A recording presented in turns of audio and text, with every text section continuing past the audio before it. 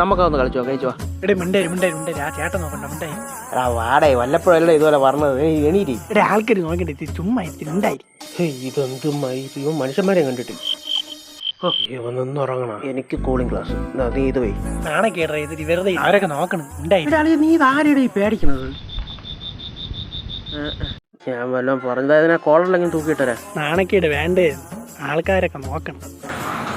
കളിച്ചാലേ വേണ്ടല്ലേ നാണക്കേട്. അവരൊക്കെ നോക്കിക്കൊണ്ടിരിക്കുന്നു നാണക്കേട്.